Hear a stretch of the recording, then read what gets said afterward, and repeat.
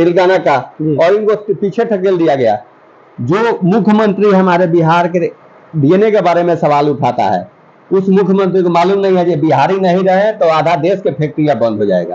एक बिहारी ऐसा जगह है जो पूरा देश का फैक्ट्री चलाता है। आपने जो बात किया तेलंगाना का जो धक्का मार दिए, तो उनका तो हमेशा बिहारियों पे अभद्र टिप्पणी आता है। फिर तेजस्वी यादव को बिहारी के बात नहीं करना चाहिए नू। तेजस्वी यादव को बिहारी की बात नहीं करना चाहिए, अति पिछड़े का बात नहीं करना, दलित का बात नहीं करना चाहिए।